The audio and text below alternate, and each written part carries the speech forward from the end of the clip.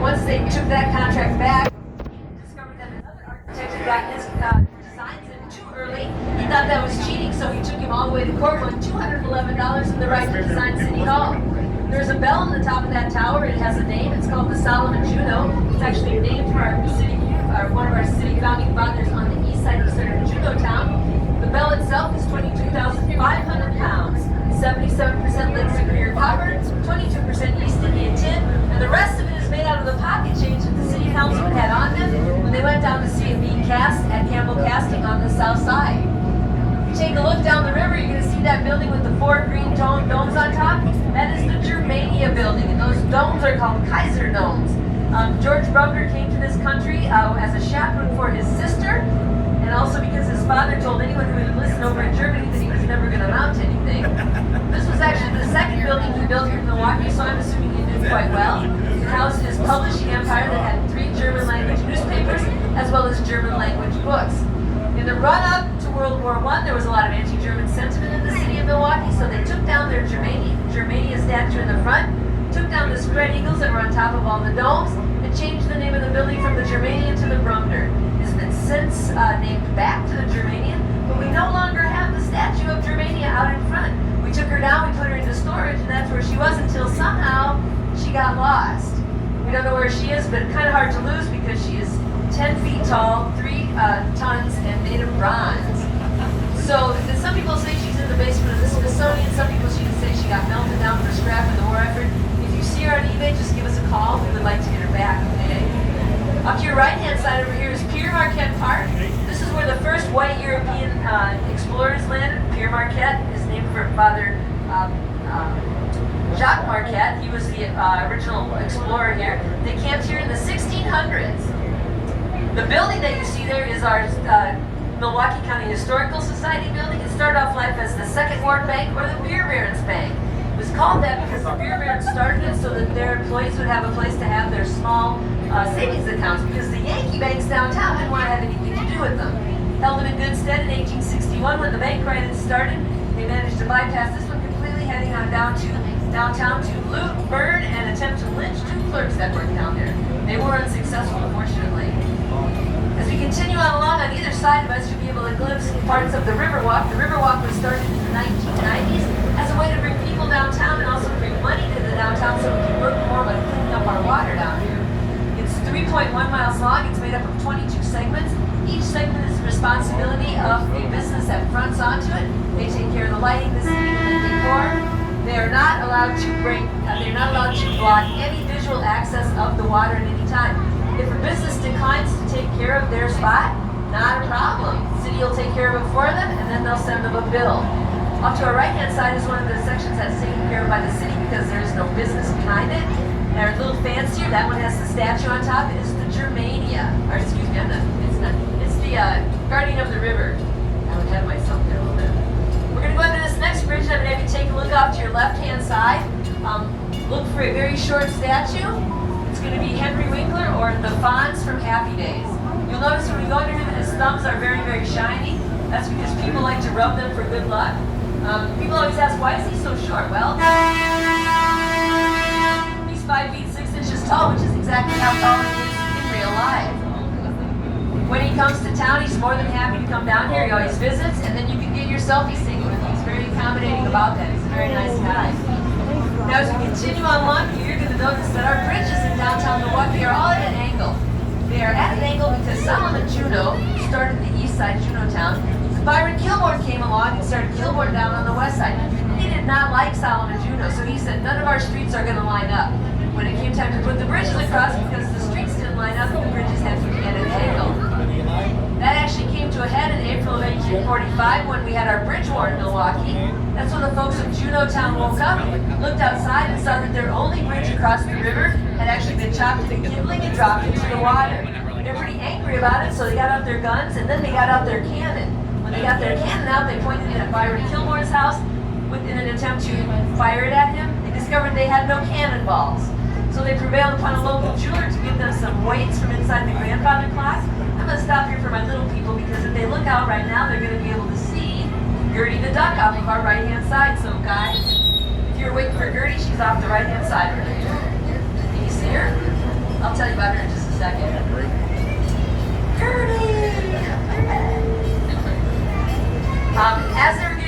fire off the weights from the grandfather clocks, word went through the crowd that Salvatruno's teenage daughter had died the night before from tuberculosis. They felt it would be unseemly to fire upon the house of mourning, so they kind of had an uneasy truce for about a year. There were little... And at the end of that year, they decided, you know, if we don't kiss and make up, we are not going to have a city, so they agreed to disagree, and our city charter was signed in 1846. Oh, yeah. But off to our left-hand side, you're going to see the Chase Tower. I'll talk a little bit more about that on the way in. If you look beyond it, you know what, let's look off to our right-hand side. This walkway that you see here that's part of our Riverwalk, that actually was built in 1926 as a construction platform to add those columns that you see on the building going up. They decided to leave it, and we just rolled it into the Riverwalk at that point. Coming up on our left-hand side, you can see the Chase parking structure. Absolutely nothing to write home about. I'm going to tell you about it, because it's the site where the very first homicide in Milwaukee took place. What was originally there was the first hotel in the city. It was called the Triangle Inn. It had a large iron triangle that hung outside. They would bang it to tell their guests it was time for dinner. This is Milwaukee, so it was also very, very popular with the drunks who would bang it all the time. They finally decided to take it down, rename the hotel the Cottage Inn. That was in 1835. In 1836, our very first homicide happened at this site. Two white liquor distributors felt that one of their Native American customers had been coming into the bank too often, so they killed him. They were actually captured, put in jail. They managed to escape somehow. One went off to Canada with his wife, never to be seen again. The other one went down to Indiana, where he ended up killing his uncle and hanging for it. So there was a little bit of justice done at that point. As we continue on underneath here, I'm going to have you take a look off to the right-hand side in just a moment. You're going to see a large light-colored building with green trimmed windows. That is the Prinzloff building. It was actually started by John Prinzloff. He learned his hardware trade in a little German commercial district in the area where you got on the boat today. He was so successful he was able to come down here and build this very much larger space. His family ran it down here until the 1950s, and that's when trucking came on the scene. They decided they did not want to go out to the suburbs, so they just closed up shop. However, this building I'm pointing out to you, because it is made out of what we call cream city brick. It's how Milwaukee got its Cream City nickname, not because of dairy like a lot of people think. So when the first settlers got here, they took a look at Native Americans digging up clay around the city. They said, hey, that's great, we can make bricks out of it. You can only get this kind of clay along the western shore of Lake Michigan and into the Menominee Valley. It has a large amount of sulfur and lime in it, so when you fire it up, it turns this color. So the first settlers dug it up, made a load of bricks, fired them up, they came out this color. They absolutely hated it. They said, oh my gosh, this is ugly, it's anemic, we don't like it at all. And that's kind of where it stood. Mostly it was at that point used for churches and warehouses, people that needed to save money and people who didn't want to spend money. That was until the Europeans caught wind of it. They loved it. They started exporting it like crazy. And that's when Milwaukeeans took a second look at it and went, whoa, we like it too. And it became the most popular building material in Milwaukee until the 1920s, and that's when the DNR came along and said, you gotta stop using it, you're depleting the supply. Now just past that, you're gonna see one of our active swing bridges here in Milwaukee, up to our right-hand side. That swing bridge actually handles all of the traffic for Amtrak in and out of the city. And behind it, you're gonna see another Cream City brick building, believe it or not, that dark black one back there. That is a result of us being a coal-powered city when we were using Cream City brick. Very porous, absorbs it all, very hard to clean off. You can't power wash it, you have to use a very powerful chemical on it. Very expensive, so lots of people just don't bother. Take a quick look off to our left-hand side over here, and you're going to see that alleyway there. Look at the building to the left of the alley, and you're going to notice it is leaning pretty precipitously to the right. And in between the alley, there are those beams helping to hold it up.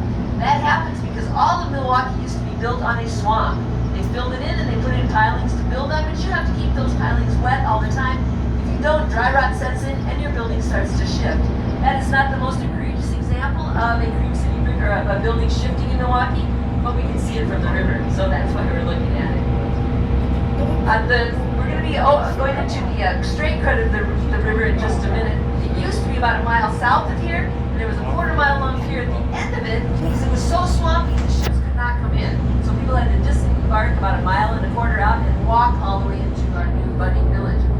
Off to our left-hand side, you can see that short brown brick building. That is where the home of our very first fireboat was. It was called the Cataract, and because those guys didn't always have a lot of fires to fight being on the river, they got a nickname. You Want to guess what their nickname was? They were called Sea Cowboys. They were called Sea Cowboys because anytime a cow fell in the river over from the stockyards of the Menominee, they had to float over there, save it, and put it back.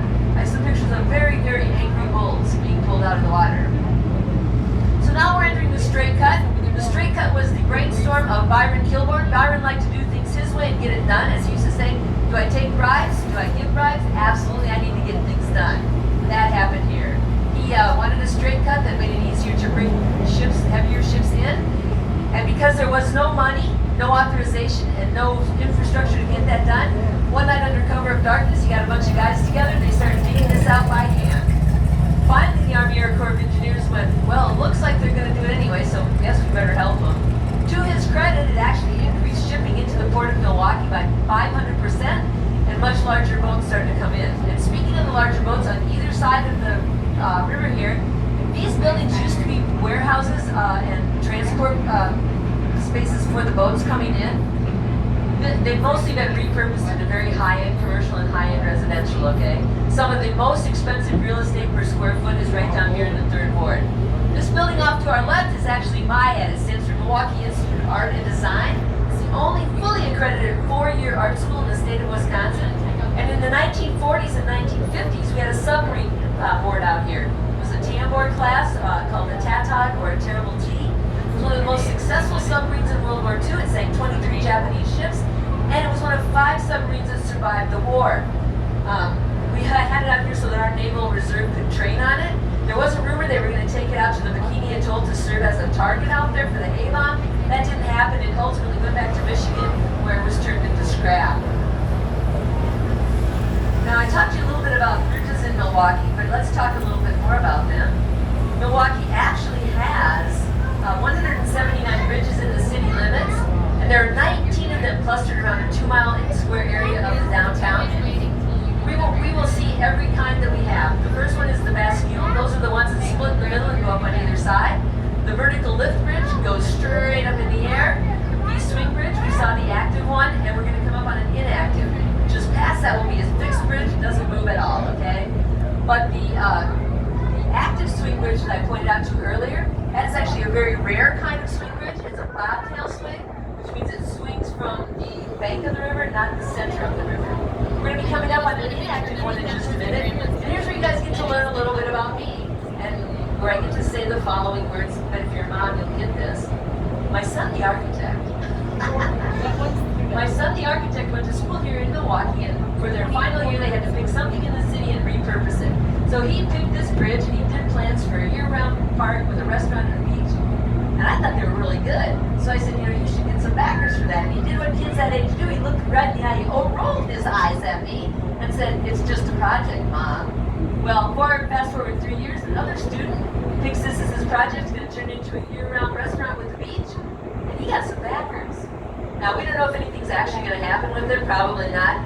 I only tell you the story so you know I love my son very much, even though he is not going to support me in the South, which I plan to grow accustomed, all right?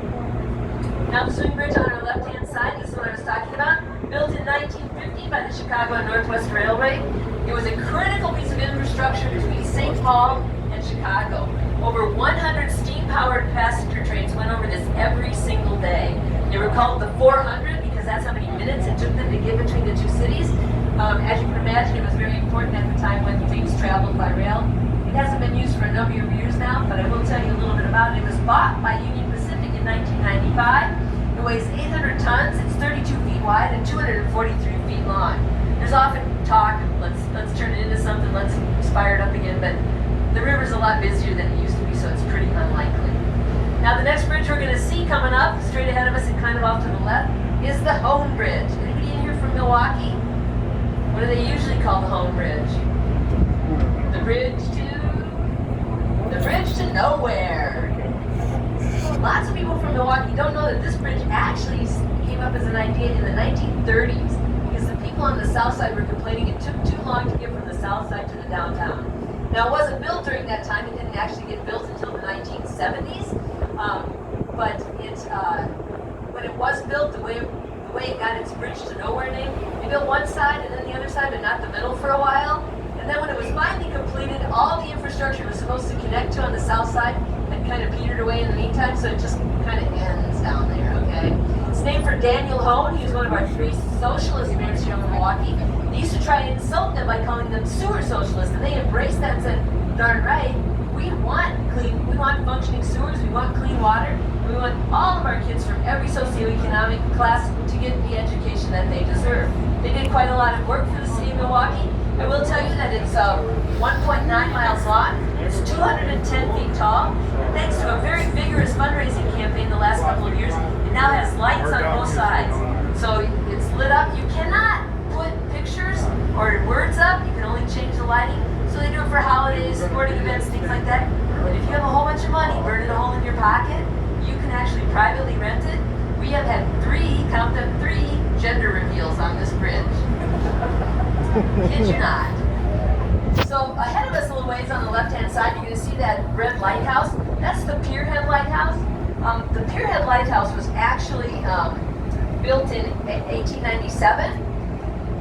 Make sure I said that right. 1872, sorry. And served as our second lighthouse here in Milwaukee. I'll tell you about the first one when we make the curve down here. It was in operation until 1926. And then we built the one that you see out past it, the big white one out there. We'll get a little bit closer to that one later on and I'll tell you more about it. But first let me talk to you about this big grassy berm that we have off to our left-hand side. If you are from Milwaukee, you know that the other side of that grassy berm is Summerfest. If you are not from Milwaukee, the other side of that grassy berm is Summerfest, okay? But it did not start out that way. It actually started out as the Maitland Airfield, named for Lester Maitland, who was a Milwaukee native, and the very first pilot who did a solo trans-Pacific flight. They named this after him, and it was very popular with seaplanes coming off of the Great Lakes. Unfortunately, it had been built on a garbage dump, so as the ground settled, garbage started poking up, grabbing the wheels of the planes and ripping them up. So they had to close it. Not a problem. The U.S. government stepped in and said, we gotcha. They put at this site one of 8 anti-nuclear missile sites ringing the city of Milwaukee. So this was the one. They all started with Ajax anti-nuclear missiles. This one ended up getting a Hercules, which was much more powerful. And they were here until the late 1960s. In the meantime, Mayor Meyer, our mayor at the time, had been going over to Germany and seeing Oktoberfest. And we said, I got a city full of Germans, why are we not doing something like that here?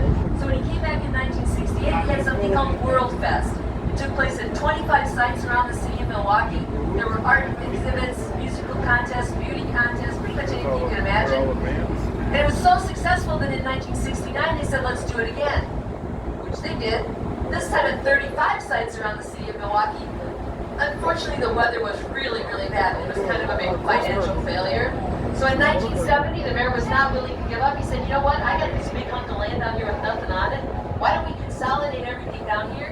And in 1970, the modern Summerfest was born. You all see that logo that goes with it with the smiley face? That was also created in 1970. And at that time, it was done by 2 native Milwaukee graphic artists, Noel Spangler and Richard Grant. It is still in use today. As we continue on along here, again, very good view of the Pierhead Lighthouse on our left-hand side. When we make the curve up here, I'm going to have you look to the left, and when you do, you're going to see our skyline, okay? And it's a beautiful skyline, and that's just not me saying it, okay? Architectural Digest has said we are the 15th most beautiful skyline in the world, so, whew, Milwaukee. Am I right? Yeah, of course. So when we make this curve, I want you to think about something. I want you to see our lot of high-rise apartment buildings. What used to be here prior to the 1930s was a whole bunch of mansions. In the early days of Milwaukee, when immigrants got here, they needed to make their money. Once they got here, they didn't bring it with them. Those people ended up being the tanners, the beer brewers, and the meat packers. They were primarily German, and they started building their mansions on the west side of Wisconsin Avenue. As they did that, their children started to grow up and get married, and when their children got married, they gave them the very traditional wedding gift of the time. Let's see, you probably got this when you got married, right? Your own new mansion, fully furnished? Yes. Yes, so you know what I'm talking about. As those kids started to make their own money, they were casting an eye over to the east side because they were feeling like we're pretty close to the downtown here. We would like to go over here. So they moved over to here where the city had started to fill in the lake a little bit so you could build a little farther out. And in a short order, we were lined with mansions. In the 1920s and 1930s, Milwaukee went through a series of devastating financial crises, and as a result of that, those mansions became unsustainable to maintain. They couldn't sell them, nobody wanted them, it was hard to repurpose them, so in a lot of cases, they just unlocked the front door, stuck the key under the mat, and walked away with whatever they could carry. And that's pretty much the kiss of a death for a city or for a building of any kind. They were demolished, they burned to the ground, and in their place, we got the skyline that we have today. The oldest building, apartment building on the east side we can still see today. It's the short, wide one that's at the base of the Northwestern Mutual Tower over there. That's the Patrick Cudahy building. The front of it is the original one, and those are condos today. The back tower was added a little bit later, and those are actually apartments. We can still rent them today. The condos run between $384,000 and $1.8 million. If you are so inclined, start budgeting now. And the apartments run between $21,000 and $3,000 a month. The newest addition to our skyline is the Couture. That's the skinny tall building in between the Baird building and the Northwestern Mutual building. That building was completed last year. It's a luxury high-rise. It's not even full yet, but on the first floor is the second station of our free city trolley, the Hop. So you can jump on that at there or downtown, at the post office. Also, people look at those two buildings, the Baird building and the Northwestern Mutual building, and they go, I wonder which one is taller. And seriously, depending on which angle you look at it from, you could pick either one. But in reality, the U.S. Bank building is still taller by 1 foot. The U.S. Bank building has one more story, but it's a foot shorter. And when you meet up with Northwestern Mutual people, they will look at you and go, you know, we let them do that so they can keep the title. So, okay, whatever. Sounds good. Now, rolling on along here, take a look at this wall over here made of rocks. Now you can see Summerfest from here too. By the way, this is the second of 3 weekends of Summerfest going on right now. This wall of rock that you see here is the debris from the Deep Tunnel project here in Milwaukee. The Deep Tunnel project was started because Milwaukee used to have 80 to 90 pollution spills into the lake every single year. With that project, we have gotten it down to just 2.1 on average. On the other side of that wall is our is the only urban state park in Wisconsin. It's called Lakeshore Park. It's also the only state park that does not have an admission fee, so you can go in there anytime. There's a little lake, you can dock your boat there, you can fish, you can hike, you can take your dog. There's wildlife in there. I've seen like foxes and coyotes and woodchucks in there. Woodchucks around here are huge. I don't know if you've seen them. They're like eagles. I don't know what it is. And so this particular place is a really good spot to like take a look at Summerfest if you can get in there. Now straight ahead off to our left-hand side, you're going to see Discovery World. Discovery World started off as a science and technology center, and it was so tiny when they started doing it that it lived in a nook in the lobby of the Central Public Library. Obviously, it's much larger now. It's actually got an aquarium with Great Lakes fish in it. And here's the thing, if you go there, this is important for the little guys, if you go, old people too, like, if you go there, they absolutely do not care how old you are, you can pet a fish. I actually petted a manta ray in there one time. Very cool. If you look at that, you're going to look to the right of it, you can see that big cruise ship that's parked out there today. I believe that is the Viking 1, so let me tell you a little bit about the Viking 1. The Viking 1 is, and that actually both Vikings are in town today. The Viking 1 and the Viking 2. I think the Viking 2 might be farther south, you might not see it. But both ships are here. They're actually the miracle stories of the Great Lakes. They were built in 2001 specifically for the Great Lakes, but a couple of years ago they were nearly sold for scrap. The gentleman that owned them originally, a guy named John Wagner, bought them out of retirement to the tune of $2 million, gave them a big glow up, fresh energy, fresh paint, new engines, and very classic old world interiors. They look like English pubs inside, and they officially returned into service in 2025. Each one of these ships that you're going to take a look off to our left-hand side is 286 feet long, but they're very intimate. They only have 190 passengers with 80 crew members on board, so it's not gigantic huge. If you look at the decks inside, you will not see a single swimming pool, casino, or spa inside. They're nostalgia ships, so you go on there and you immediately kind of get back to a vintage English manor with mirrors and wood and floral prints and stuff. They're famous for being the only cruise line that can actually dock at Navy Pier in Chicago. They're the only ones that fit. And they weren't always used for vacationers. In 2010, the UN actually chartered them to house relief workers in Haiti after the earthquake. So now they spend their summers doing 10-day loops of the Great Lakes. So we'll look at them up closer in just a second. If you look to the left of the Discovery World and at the base of Northwestern Mutual, you're going to see those orange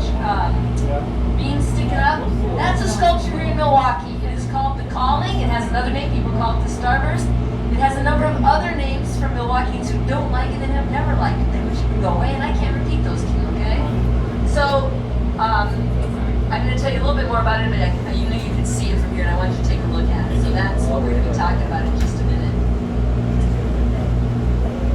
Cruising on along here, really nice view of the Victory 1 to our left-hand side there. Or is that Victory 2? Somebody with better eyesight than me. I think that might be Victory 2, but as I said, they're identical, so it doesn't really matter. Now, just past Discovery World, we're going to roll up, and the boat's going to probably be in the way of this a little bit. But if you look over there, you see that diagonal beam sticking up, and then the wings on the building underneath it. That's part of the art museum, but it's an actual art installation, okay? It's called Burke's Brise Soleil, named for John Burke, a city developer here in Milwaukee. He actually raised $4.5 million to bring it here. I want to tell you something. Chicago was desperately trying to get the very first U.S. art installation by Santiago Calatrava, a Spanish artist in Chicago. Ladies and gentlemen, I want to present to you Santiago Calatrava's very first U.S. art installation right here in Milwaukee. Yeah, booyah. And we can't see it because the ship's in the way. Let me tell you a little bit about those wings. They go up every morning when the museum is open. They go down every night when it's closed. They do the same thing over the lunch hour. And I always tell people it should be on your bucket list. But if you decide to come watch and put them up and down over your lunch hour, bring your lunch and pictures of your family because it does not go fast. You're going to forget what your kids look like and you're going to get hungry. So bring those two things with you. If the wings are down when you know that the museum is open, that means that the wind is over 23 miles an hour and the electronic sensor has shut them down and automatically closed them. I'm going to tell you a little bit more about John Burke, the guy who raised the $4.5 million to bring it here. He actually did a couple of other things. Who's been downtown and seen the ladybugs crawling up the side of the building on Water Street? He did that. That's his building. He did it as part of a city beautification project. He called up a buddy of his who was a sign maker and said, "Can you make me some ladybugs?" And the guy goes, "Sure, no problem." Each one of those ladybugs is the size of a Volkswagen Beetle, but they're so lightweight that his daughter and two of her friends put them up on the building using a cherry picker. He used to love to sit across the street at the restaurant while he was having lunch and admire his ladybugs. And he did make it a condition that at least one of the ladybugs had to be seen from his office window, so it overlaps a window. And the last thing he did that I think is super important and super important that people know, when Jeffrey Dahmer was killed in prison, they were planning to auction off his estate, okay? Mr. Burke said, no, not on my watch. He actually raised $1.5 million, bought up the entire estate and burned it. He said, this is a black guy that Milwaukee does not need. So I give him big kudos for that. Now that sculpture I told you about earlier that you can now see down there at the end of it, when they decided to get Burke's Brise Soleil, they said, this is great, we can get rid of the calling, we hate it. So they called up the artist who was named Mark Dusabera, and they said, Mark, come get your sculpture. He goes, yeah, no, if you don't want it, you take it down and mail it to me. Well, it's still here, so, but Mr. Calatrava actually took the high road, and he reoriented his sculpture so that everything kind of lines up down Wisconsin Avenue. Now, just past the art museum, I want you to take a look at that low brown building with the horizontal windows. Do not look at the building in front of it. That is part of the art museum. I just want you to look back where the windows start. That's where our war memorial is. Our war memorial was designed with the idea that they didn't want a flagpole, they didn't want a bench, they wanted something that really helped veterans. So it is actually a social and services hub for veterans. They give $120,000 annually to veterans causes. But here's the cool thing. When they designed the building, it is set back from the water the exact distance that the soldiers had to traverse when they got off the beach in Normandy at Omaha Beach. That's the length of the beach. The building itself is as tall as this cliff was that they had to traverse once they got there. And those windows are meant to evoke the German pillboxes they had to face who were shooting down at them. That's not the only thing. On the other side of the building, there's a 1.4 billion piece mosaic, tile mosaic, that shows the dates of World War II and the Korean conflict. It was done by an local artist named Edmund Lewandowski. He's also a veteran and a Milwaukee native. And when the 20th anniversary of the War Memorial happened, which, don't look at this building in front, that's the art museum behind it. They asked him to come back, and he did 5 more hanging panels, also tile mosaic, that then can be seen in the reflecting pool. There's one for each branch of the service in there. We're coming up on Veterans Park. Veterans Park, if you look ahead of us and off to the left, you'll see a statue with some flags around it. That's General Douglas MacArthur. He actually grew up here in Milwaukee, and he came back here after the war and lived a little while in the Plankinton Hotel. We did have his statue at MacArthur Square, but that's more of a parking lot than anything else right now, and we thought it'd be better to have it here where more people could see it. So he's been moved down here. Veterans Park is super popular in the summertime. There's a lot of hiking, biking, things like that, as well as kite flying. When there's a kite flying thing going on, I don't even talk to you guys because you're not listening anyway. You're looking at the giant octopus and the trilobite, whatever else they're flying up there. It is pretty cool. This is also where Harley stages their reunions. This will be their last annual visit to Milwaukee. After this year, they're going to go back to their original 5-year reunion schedule. They're here this year for the 250th anniversary of our country, and then we'll not see them for another 5 years. The thing that's going on over there today is a rugby championship, so you can check that out later if you are so inclined. And there's a big kite flying up over there, I see. I am going to take just a little breather now so you guys can stretch, get something to drink, go to the bathroom. I'll be back in about 5 minutes to talk some more, okay?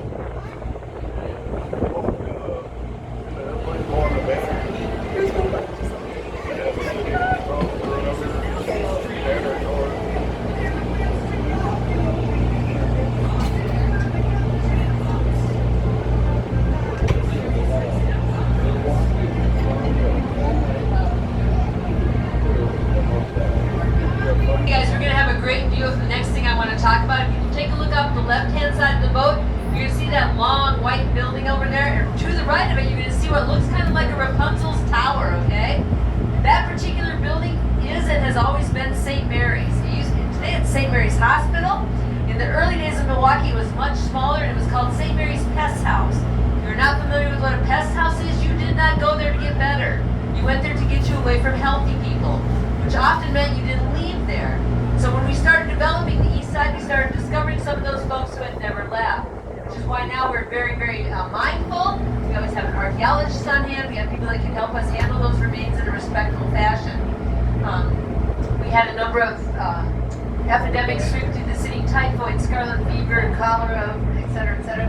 This was originally built to handle our very first cholera epidemic, so that's where it was from for that. Now that tower that you see to the right that looks kind of like Rapunzel's tower, that actually was built for one purpose and one purpose only, to disguise a standpipe that came up out of the ground that regulated the water pressure coming off the lake and going into our reservoirs, okay? It was ugly and they wanted to cover it up, so they said, let's build the tower. Well, they hired Otto Gombert, and while he was getting credit for that, his partner, Frederick Guth, took great issue with the fact that Otto was getting all the credit when he felt he had done most of the work. So like true architects of the era, he took it to court. We still credit it to Otto, so I'm assuming that he did not prevail in court. In 1994, for 5 very short days, it had a 30-foot papier-mâché dragon wrapped around it. Blue and green, big red eyes, done by a local artist named Mary Therese Agnew. It was only up for 5 days because it's made out of papier-mâché, but it was quite impressive. I actually have a picture of it. If anyone wants to see it, remind me a little bit later and I'll show it to you. But you can get a really good view of it over there right now. Also, this was where we had our very first school of nursing. It was St. Mary's School of Nursing, and it was launched in 1894. By the 1960s, when it finally closed up shop, they had graduated 1,913 nurses. So it was very active. We're now looking at the Bradford Beach Marina over to our left. Oh, that's right. If I'm not right, someone will tell me. And you can see the skyline as it is now. Imagine that, those all used to be mansions along there. Quite a little different picture. I'm going to break out a little. I'm going to break here again. I just wanted to get such a good view of those over there. I'm going to let that go for a minute. I'll be right back.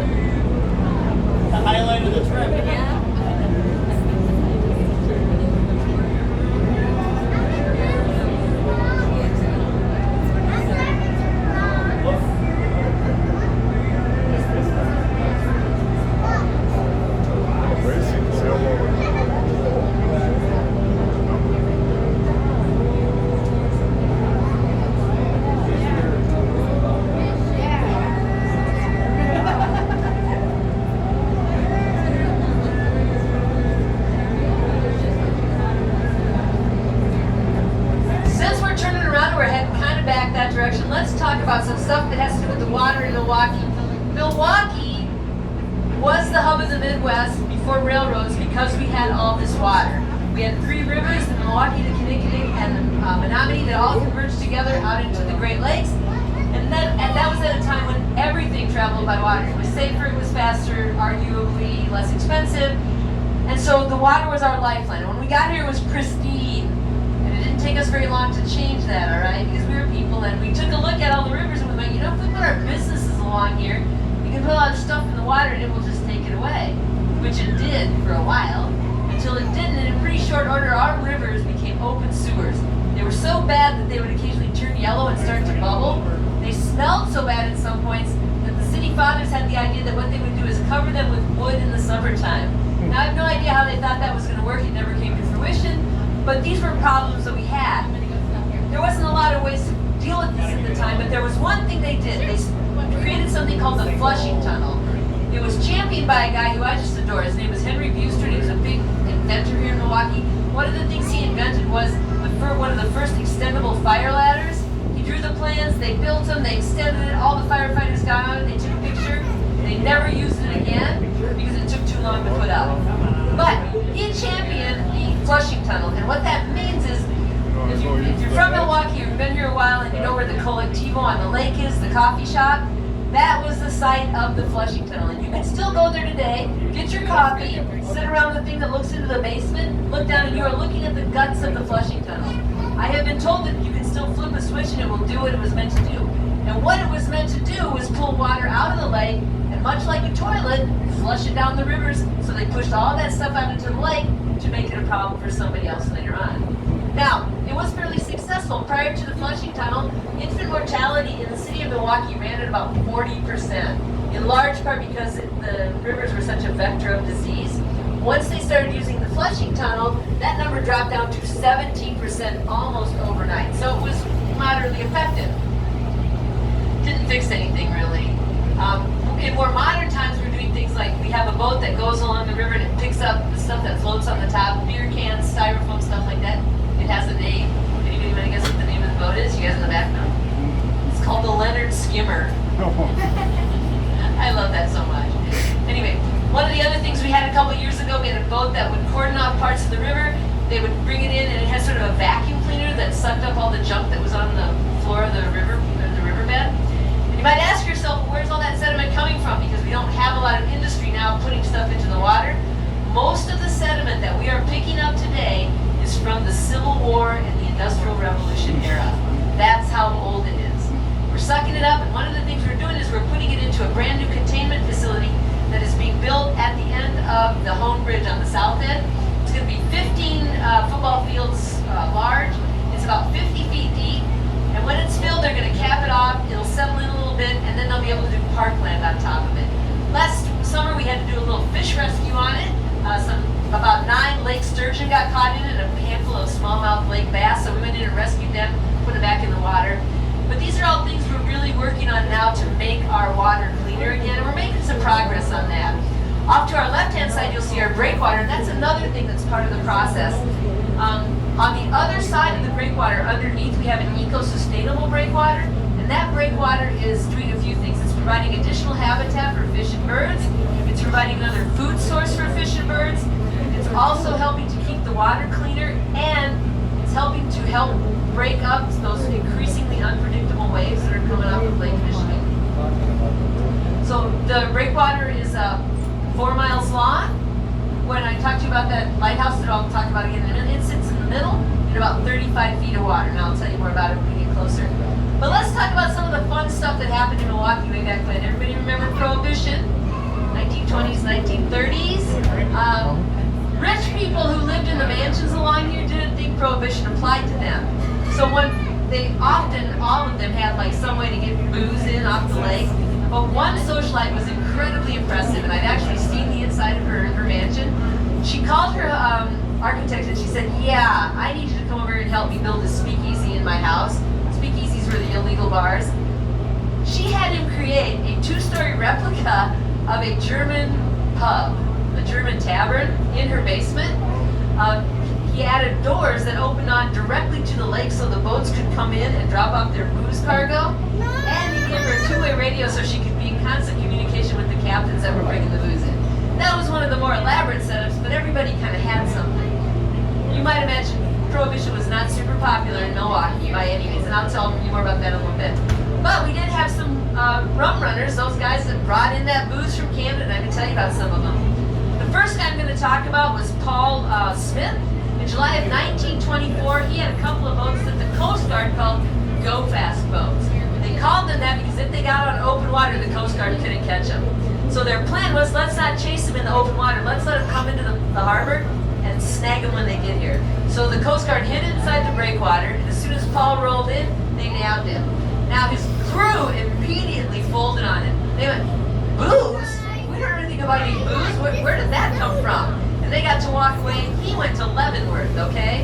In the meantime, his father turned on him too. He went to the feds and goes, you know, I lent him $8,000 for his business, but I legit thought it was real. I didn't think he was running booze. Can I get my money back? And they said, no. But they gave him $3,000 of the $8,000, so he did get something back. When Paul got out of prison, he did not necessarily walk on the straight and narrow, but he stuck mostly to petty crimes, including reckless driving, which makes it ironic he was actually killed crossing Ogden Avenue by a reckless driver. The judge was fairly sympathetic to the driver, not so much to Paul, gave him 6 months with work release privileges. Now, in September of 1929, the steamer Utica came in. It was captained by a guy named Robert Cope. He tied up in the Menominee River. The Coast Guard jumped on to search the boat, and they discovered that there were 14 cases of whiskey and 40 cases of stout hidden on the boat, to the tune at that time of $2,600. For us today, that'd be about $500,000 worth of liquor, okay? And when they searched the boat, they didn't find anything in the hold. It was only in like hidden nooks and crannies. His crew was responsible for this one. They had loaded up the boat with booze. He had no idea because when he did an inspection tour of the boat every day, they made sure they weren't hiding any of the booze where he would see it. So they all went to prison. He got to walk away. So that was good for him, I guess. In June of 1930, we're kind of getting to the end of Prohibition. The steam tug Amherstburg 18 came in, sat in the Milwaukee River. The Coast Guard knew there was booze on board, and they boarded with a manifest that said they should expect to find 4,000 cases of alcohol. They got on board, they found 1,600 cases, and when they asked the ship steward, like, well, where's the rest of this booze that we're supposed to find, he just looked at him and smiled and said, natural shrinkage? Now, the twist on this is when they tried to find someone to take control of the boat, nobody claimed it, nobody wanted it, the government wouldn't take it, so they ended up auctioning it off to the tune of about $400, and it went back to life as a dredge tug, which is how it had started. And that was not its first name, by the way. It had like 8 different names, because every time it got busted for smuggling, they changed the name of it. Now, we've also had accidents and shipwrecks along the shore. Hi, buddy, how you doing? The first one I'm going to tell you about is the SS the SS Christopher Columbus. The SS Christopher Columbus was a whaleback steamer. Ordinarily, it transports cargo, but in this particular case, it was an excursion boat, and it was bringing a large group of people up from Chicago into Milwaukee. As they entered the river, they made a turn in the river. Remember where I showed you that the Cataract ship fireboat station was? They cut an eddy in the river there, and it pushed the boat into a dock that had a water tower on it. The water tower came over, pushed 18 people out into the water. Of those 18 people, only 2 survived. One of them was a young woman wearing all the skirts and petticoats and stuff. She said to the newspaper later, when I went in the water, I said, I wish that I had listened to my brother when he wanted me to learn to swim. But she did manage to do enough to stay afloat. They plucked her out.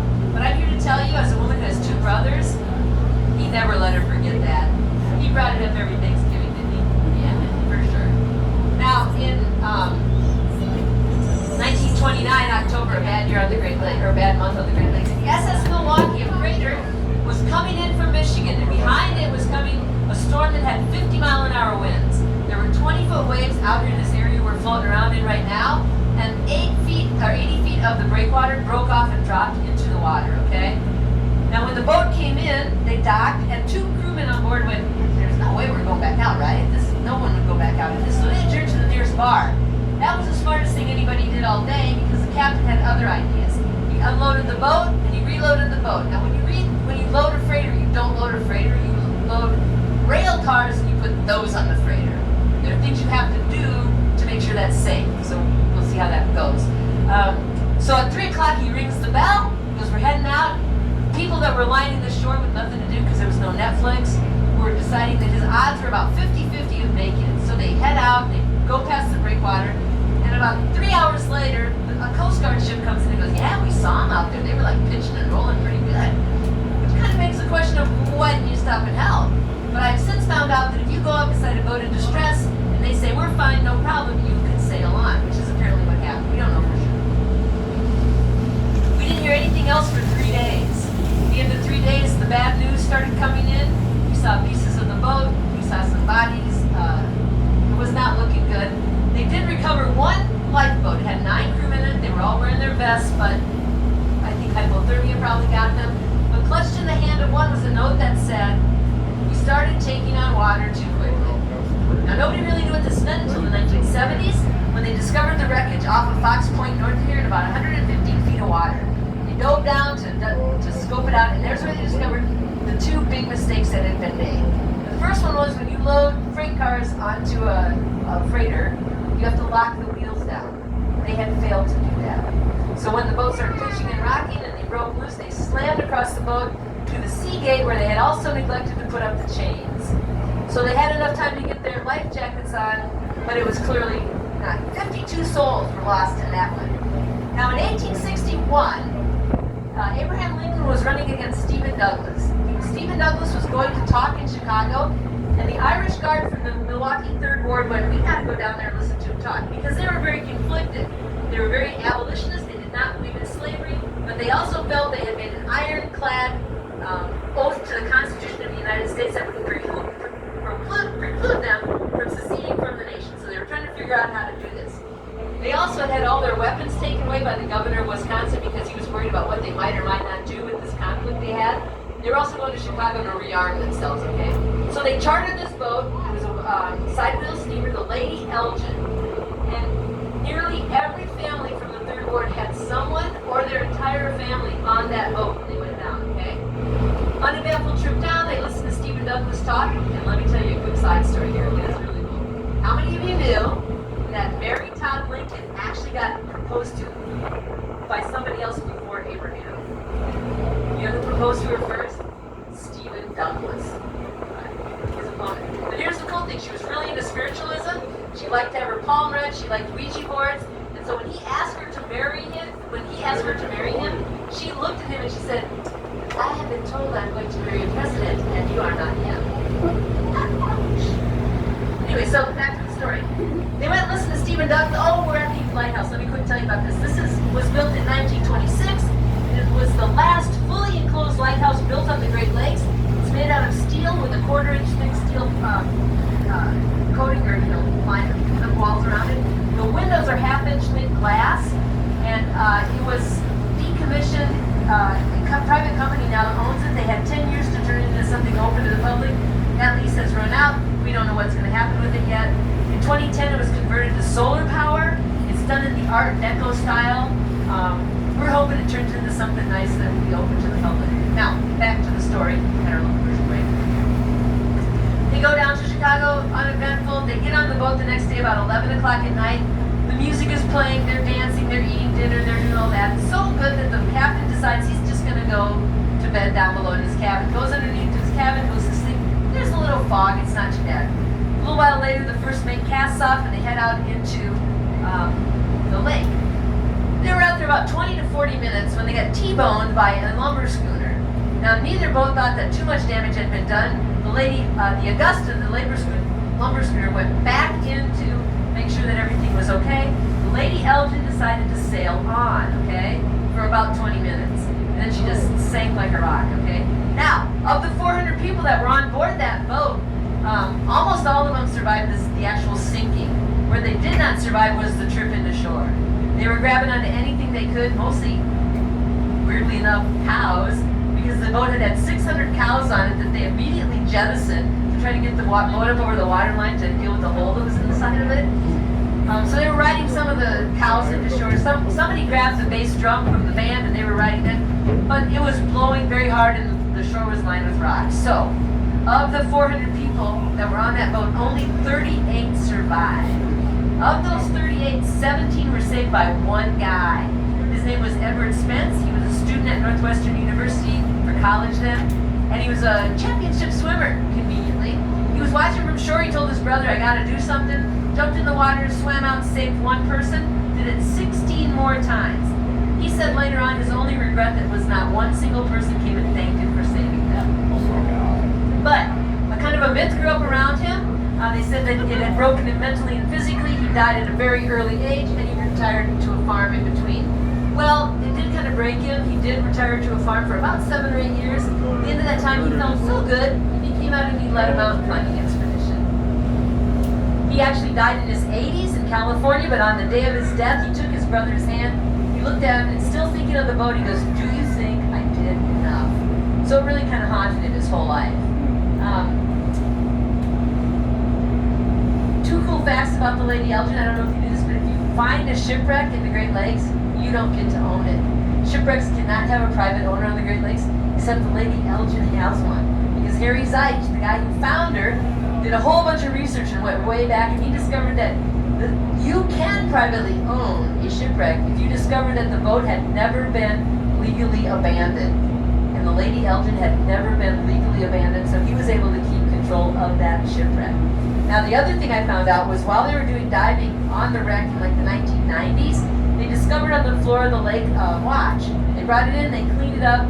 They discovered that it had belonged to a passenger on the boat who didn't make it. His name was Herbert Ingraham. He was from London. He was a journalist. Last year in London, they were doing a retrospective of his life. We actually sent the watch over so they would have it over there to have in their display, which I think is very, very cool. Now we're going to be going back under the Hone Bridge in just a moment, and I'll tell you a little bit about what's off to our left-hand side. Off to the left-hand side is Jones Island. Jones Island was first settled by a guy named James Jones. He wanted to have a shipyard.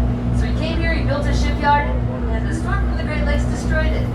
No quitter on James, he builds another one, and a storm from the Great Lakes destroys it. So he was, all right, third time's a charm, so he builds another shipyard. And a storm from the Great Lakes destroyed it, at which point he throws in the towel and goes, I'm done here. He leaves, and the next person to come onto the island was a guy named Jacob Buza. Jacob was Polish. He was from the Kashub region of Poland, near the Baltic Sea. His people were fisher folk. So he came here and he's like, in heaven, I got all this water. He built a 5-foot break wall with his own 2 hands. And then he started letting his friends and family know they should come and join him over here, which they did in pretty good numbers. He started having them come over. He was sort of the unofficial mayor. So you can put your house here, you can put your business here. And by the time it reached its heyday, there were 2,000 people living on this little island. There were 11 saloons, 7 grocery stores, a post office, a school.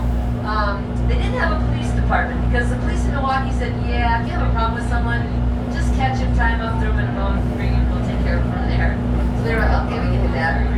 Now, in the meantime, while the Kashubs are living their best life on Jones Island, the city is going, oh, you know what? We should put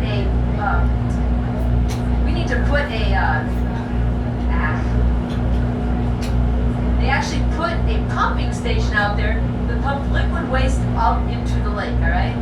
Then, that was in 1888. In 1902, they built a garbage incineration plant out here. So life is not that great physically for the folks, but they're hanging in there. Then in the 1920s, the city takes another look and says, these people are all squatters. We're not making any money off of this. They need to go so we can develop the island. There were no street numbers or names. There were no house numbers. There was no roster of people who lived out there. Nobody's giving anybody up. So it took 20 years to get everybody off the island.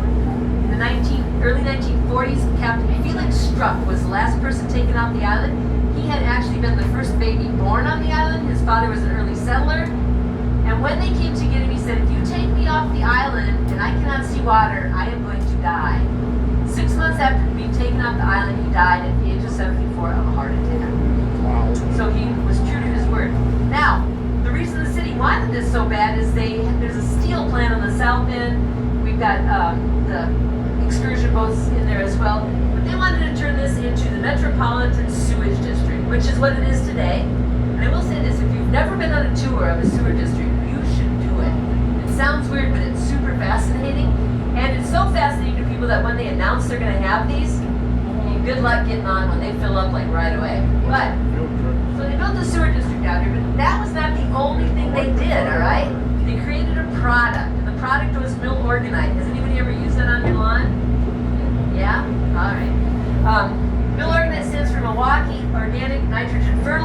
when they started promoting it, they said, it will make your lawn grow greener faster. And nobody bought it. Why was that? Because they were still using push mowers. Nobody wanted their lawn growing faster. You just settle down there. But if you've ever used it on your lawn, you have a little bit of Milwaukee's hometown toilets to call your own, because that's what they have, right? But they were like, okay, that didn't work. How are we going to pivot and sell this stuff? So they turned around and they started promoting it to the brand new sport that was on the scene at that time. Any guesses? Golf. So even today, 7 out of 10 bags of Milwaukee are actually sold to golf courses around the world. Although it's been on lawns all the way from Alaska down to Florida. Now I'm going to have you take a look off to our right-hand side, and you see that kind of low brown building that looks like it's got a flame on top over there? Right to the right of the Baird building. That is a flame. That flame used to be real gas. Today it's just an LED light, but it's there for the same purpose, which is to tell you what the weather is going to be tomorrow. So if you come down here tonight and you look at that flame and how it's lit up, it will tell you what the weather is going to be tomorrow. And I'll tell you the phone so you can remember. When the light is red, warm weather's ahead. When the light is blue, no changes due. When the light is gold, it's going to be cold. And if there's agitation, there will be precipitation. If you're like me, you might have thought to yourself, shouldn't blue be cold? Wouldn't that make more sense, right? Well, it turns out that building was actually our very first public utility, the Milwaukee Gas Light Company. And when it got cold in Milwaukee, they made money. So they decided gold was going to be cold. True story, I'm not making that up, all right? All right, off to our left-hand side, you're going to see a clock and a tower that shows you the temperature today. And this is why I don't believe you guys when you tell me stuff on tours, all right?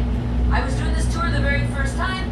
A woman sitting right where you are looks me dead in the eye. She goes, you know that short tower used to show the price of Polish sausage every day. Now that made perfect sense to me. It was a Polish neighborhood.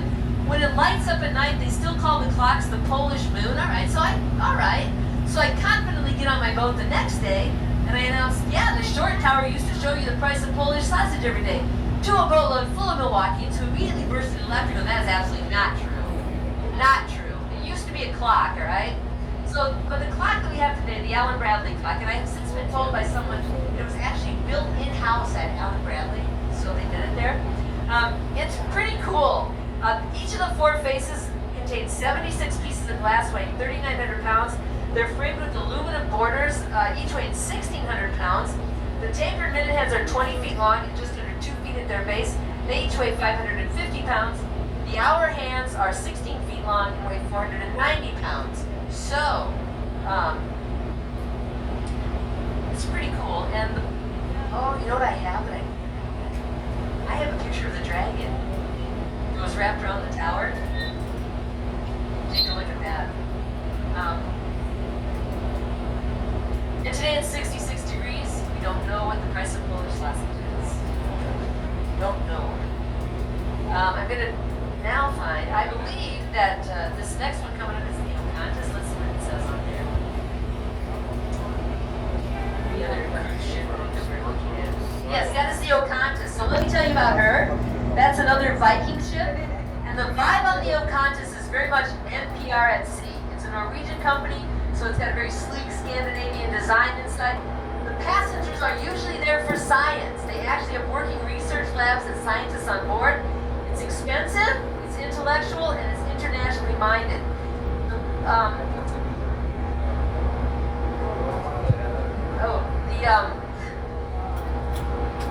This is actually part of a 2-boat thing. The Ocontis is one, and the other one is the Polaris. But they were both christened, or the Polaris was actually christened in 2022, but her partner christened this one, the Ocontis. And here's the cool thing, they each have their own lecture hall, and they each have it that's bright yellow. And what do you think the names of the submarines are? There's 2 in each boat. The 2 subs in the Polaris have been called John and Paul, and the 2 in the Ocontis are called Ringo and George. For the yellow submarine, for those. It's a This particular boat is actually 660 feet long. It's has about 260 passengers on board. It was done in 2022. As you can see, very nice. We get the Viking ships in here. We cannot get the Caribbean ships that go into the like tropical areas, primarily because they're too big to get through the Welland Canal. These boats will fit through there. And they also like coming to the Great Lakes because we don't have the salt water that eats everything up, so that's very helpful as well. Now as we make the turn around here, what we're not going to be able to see today is, if we had kept going, we would have seen the only freshwater graduate studies program in the United States, right here at UWM. It's another part of cleaning up our water. They have 2 research boats that work year-round to assess the health of the Great Lakes. They also made a little, like a playground down there for the kids, made out of a shipping crate. And also down there is Komatsu Mining. Komatsu Mining was took over a harness figure here in Milwaukee. It has a 1.4 million square foot headquarters down there making mining equipment. Off to our left-hand side, the big pile of rocks that you see here actually have a name. They are called riprap. And riprap is what they put along the shore of Lake Michigan to keep it from sliding into the water. They basically put it underneath places where folks have built houses, so you don't see that news footage of your house sliding into the water. Devastating. Now as we continue on along here, let's talk a little bit about beer, because we got to get back out to the lake, okay, or to the river. How many of you think that Germans brought beer to Milwaukee? It's a trick question, but yeah, you think that, right? No, it was Welshmen. 3 Welshmen came here. They started their brewery at the base of Clybourne Street. They called it first the Lake Brewery, and then it became the name of one of the guys, Owens Brewery. They brewed a sort of Welsh beer. And people drank it because, well, it's what we had, right? Then the Germans got here, and they started brewing their lager beer, and people went, oh, so much better. We're going to drink this instead. That's okay. The Welsh guys pivoted, and they started distilling whiskey, so they were on point. But I bring up beer because I get to talk about Captain Frederick Pabst, who I love. I'm a Captain Pabst fangirl. The 1890s in Milwaukee were so Pabst dominated that it was called the Pabst Decade in Milwaukee. He actually came to the United States when he was 12 years old, got on board a ship in Chicago at the age of 14, spent the next 7 years learning English, business, bookkeeping, and saving enough money to buy a share of a boat, which he then piloted on the Great Lakes. This is where he met his future wife, who was the daughter of a brewery owner. He liked the lake, but family things happened, so he went to his father-in-law and said, teach him the brewing business, and of course, the rest is now history. One of the coolest things he did that I love more than anything is he had gone down to the Columbia Expo in Chicago in 1893. He and the other brewers thought they were going to get awards for their beer. When he got there, essentially what they all got was that participation trophy. Thanks for coming, your beer tastes really good. But on the way back, he realized that people liked seeing something that won awards. So he hired a whole bunch of women to work in the brewery, and their only job was to tie a blue ribbon around every bottle of beer that left the brewery. Now at that time it was called Premier Beer, but so many people started going into the bars and asking for that blue ribbon beer that they changed the name. And here's the kicker: it had not ever won an award at that point. And if you drink PBR, like I grew up in Iowa, I think the law was you had to drink PBR. I don't think you can drink anything else. It's not good beer. All right, we're entering the Milwaukee River again. And as we do, we're going to be entering the 3rd Ward. The 3rd Ward is one of my favorite districts in Milwaukee. Remember when I told you we came in and I told you all the buildings now are kind of high-end residential and commercial? In the early days of Milwaukee, this was our very first industrial district. It was a big swamp. Solomon Juneau filled it in, threw down some pilings, built some warehouses and factories, and then said, we need people to work in them. At this point, we were getting a pretty big influx of Irish folks coming not only directly from Ireland because of the potato famine, but also from Massachusetts, where they had originally started to work in the textile mills. The textile mills started having labor problems and strikes, so they came here. As they arrived, they lived in houses on the east side, the commercial stuff was on the west side, and they hummed along pretty nicely until October of 1892. And in October of 1892, a small fire started in the far northwest corner of the 3rd Ward in a little barrel in some place called the Union Paint and Oil Company. Now after about an hour, they actually thought they had that fire put out. They were kind of wrong, because back in the day, you didn't get a big shiny red truck that rolled up. You had a horse-drawn wagon with a steam engine on the top, and you had to go to the nearest cistern in the street that you could open up. It was 3 blocks away from the fire. So they came in, they found the cistern, they opened it up, they dropped the hoses in, they fired up the steam engine. And what they did not see was that sparks had escaped, got into the street grate, into the basement of the factory, which was full of solvents and glue and paint and wood. It burned so hot and so fast that it blew out the back wall of the building, jumped back over to where it was started, and that 50-mile-an-hour wind pushed it this way. It burned for 24 hours, and the Hanson Marine over here, which at the time was the Hanson Malt and Vinegar Company, was where it finally burned out with the help of 5 other fire departments. We had Kenosha, Racine, Oshkosh, Sheboygan, and Chicago even came up as a thank you for us going down and helping with Mrs. O'Leary's cow. But this is where it burned out, and the folks who were watching it said it was beautiful. It was green and blue and yellow and red. And downtown they said it smelled good because all the chocolate companies and the tobacconists were burning, all right? Now, the police chief said the only people not fleeing the fire, fighting the fire, were watching the fire. Anybody who wasn't watching the fire, he said, was in jail or dead. Take your pick. So everybody was down here watching, including a group of young men who said, we're going to go stay at Catherine Foley's Saloon, which you're not going to be able to see because it's kind of behind a bridge right here. But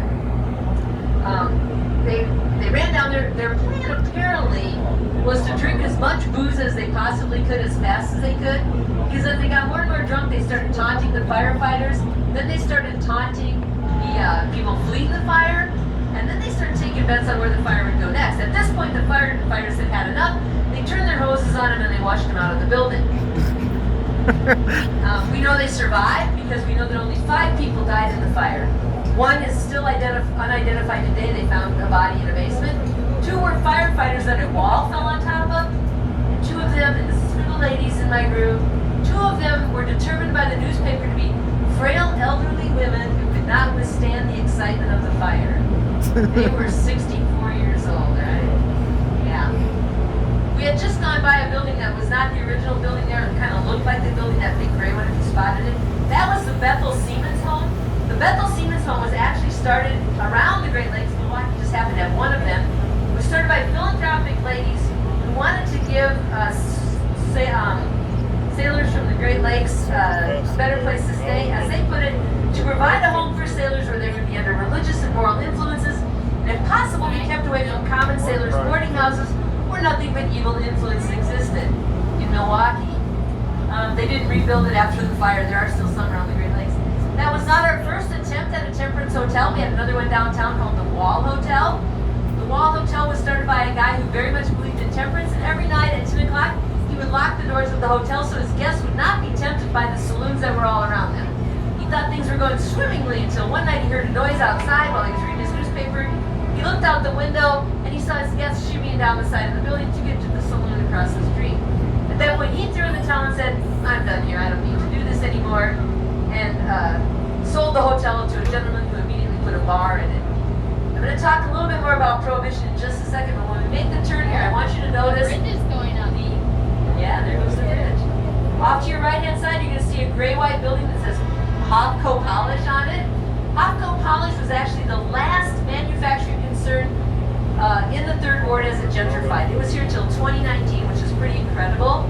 The building itself has the only remaining fully functional water hydraulic elevator in it, and it still works today. But that's not the story I want to tell you. Hofco Polish was famous for being non-smudge, which meant nurses from all eras in Milwaukee only bought Hofco shoe polish because it didn't smudge, and the saddle shoe girls liked it as well. But here's the true story.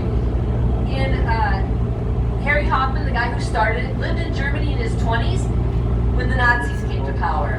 He got caught up in a Kristallnacht arrest, and he was put on a train bound for a concentration camp. He said to his buddies, we got to get off this train. They came up with the idea that they would pretend like they had late-stage tuberculosis. They got put off the train. They made their way here to Milwaukee. He got his wife and came here. He got a job in the tannery. While he was working there, zookeeper from the Washington Park Zoo came and said, we have a rhinoceros, can you please tan the hide? And he goes, yeah, sure, I can do that. So he tanned the rhinoceros hide, and as a thank you, they gave him a bag with a jar in it, and the jar had shoe polish in it. He took it home, he gave it to his wife, she took it to her kitchen, and doodled around with the formula until she came up with Hofco's famous no smudge white shoe polish, which I think is a great story.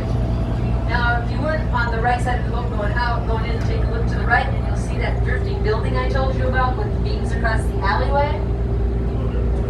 This is the third ward that we're looking at. Now remember I told you that they had the big fire in 1892. It literally burned the third ward to the ground. 440 buildings were destroyed, only 5 remained. 2,000 people were displaced, and there was $4 million worth of damage in their money at that time. Everything that you see in here today, with the exception of about 4 buildings, actually was built in a 35-year period after that fire. It was a blank slate. Architects wanted to be here. They wanted to showcase their skills and their talents. And so if you walk down through, and I recommend that you do, take a look at the buildings, because as you look at them, remember this: in spite of whatever they are today, they started off life as warehouses and factories. They are incredibly ornate. They almost all have white marble lobbies in them. They are absolutely beautiful, and you should take a look at them. Now this gray building coming up on the corner, this is where the Union Paint and Oil Company was. That was the last thing that was on that site from 1892 until they built this building last summer. So that has been an empty lot since 1892. Pretty incredible, really. Now they just completed that as a high-rise for apartments. They just finished it last summer. Off to our right, you're going to see our public market. The public market looks kind of like the Seattle public market, but it was actually modeled after a Parisian market that ironically was demolished about a month before we built this one. Last year, the market celebrated its 20th anniversary. It was the site of the oldest building in the oldest street in Milwaukee, the Cross Keys Hotel on Water Street, run by a very British Briton who prided himself on having year-round hot and cold running water, the only building in Milwaukee to have that. He also hosted Abraham Lincoln, and not just for a speech, no. He also hosted him for a bath, because Abraham Lincoln was staying at the Garden Hotel uptown, which is now the Garden Hotel. It was a Newhall house at the time. And the bathtubs were too small, so he came down here to take a bath. In the 1950s and 60s, it became a very openly gay bar, and it was first the River Queen and then the Crystal Palace. When it was the Crystal Palace, if you were a performer who came to Milwaukee, that was a must stop. You went there to see and be seen, and those celebrities, so you can feel young or you can feel old, depending on where this lands. Those celebrities were Liberace, Carol Channing, Milton Berle, and Paul Lynde. So who feels young and who feels old, right? Did you know them? Now, continuing on along here, off to our left-hand side, you see that building with the pillars on it. That's where I talked about the piece of the Riverwalk we rolled in from 1926. That building was actually Gimbel's. They were Gimbel's for about 100 years. They closed up in the 1980s. It's now the home of Planet Fitness. But it was also, while it was Gimbel's, it was the home of our very first radio station, WAAK, and also the home of our very first electric escalator. Now, I like to talk about this section of the city because this is where George Walker, our third founding father, we did Juneau, we did Kilburn, now we're doing Walker. He had Walker's Point on the south side. He's my favorite founding father. He was a large guy, weighed about 315 pounds, but he loved to ice skate and he loved to dance. The newspaper said he cut a fine figure on the ice and he was light on his feet when he danced. But if he fell on the ice, he had to be rolled to shore because he couldn't get himself up. Now, this building you see on the right that is now the Chase building, this is where he got his hair cut. This is where our first barber shop was. It was the Emporium of Fashion, run by a black man named William Green. William was one of the barbers in Milwaukee that dominated the barbering profession, not only in Milwaukee, but in the country. Black men could do that as a job, make a life, have a career, and make money at it. And George Walker was one of his regular customers. This whole corner does a lot of heavy lifting. Across the street is where Solomon Juneau had his very first trading post. But in Milwaukee, he had his trading post. It was also the post office, the grocery store, where you went for the bar, and it's where you voted. So when they had their first election in 1835, all the eligible voters came to vote at the trading post. Those eligible voters would have been men. They had to be at least 21 years old. They had to own property, and they had to be white. 4 very important factors, all right? So as they got here and they started to vote, they also started to drink. And as they got more and more inebriated, they started taunting a younger member of their group, saying, "Talbot, you need to vote, you need to vote." He goes, "Nah, I can't, I'm too young." They kept at it until finally he said, "Okay, fine, I'll vote if Joe votes." Well, Joe Oliver was Solomon Juneau's free black cook, and the guys went, "Sure, we don't care, whatever." So Joe Oliver, first black man in Milwaukee to cast his vote, was 35 years before another black man cast his vote in Milwaukee. That was Ezekiel Gillespie.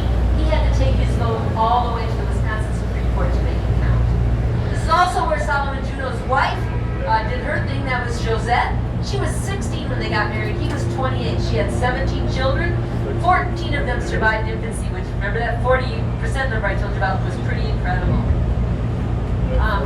She could do what Solomon Juno could not do when they got here to Milwaukee. She could speak English, he could not. They both spoke French, they both spoke some Native American dialects, but she was the only one who could speak English. She was also a part of a tribe called the Métis tribe, matrilineal and very much into diplomacy and arbitration. She kept the Native Americans from massacring the white settlers when the men left to go to a fur rendezvous on one occasion. She controlled the streets of Milwaukee. Literally no one wanted to cross Joe's Ave. Now off to our left-hand side, this empty parking lot that you see, this was the home of Milwaukee's last burlesque vaudeville theater, okay? And there was a lady there that danced. Her name was Hinda Wausau. Not her real name. Her real name was Catherine Wasikowski, but that doesn't trip off the tongue. So she went by Hinda Wausau. She was a shimmy dancer. One night she got to shimmying a little too enthusiastically, and she had what we would today call a wardrobe malfunction. The crowd loved it. They kept it in the act, but she had to go to court and she paid a $50 fine. Urban lore says that on her way back she was laughing to the theater saying, "I don't care, I invented the striptease." She was very much in demand around the country and she traveled quite a lot to do her shimmy dancing all around what we had as our country back then. Now, continuing to float along, let's see where I am. I don't know where I am. When we go back,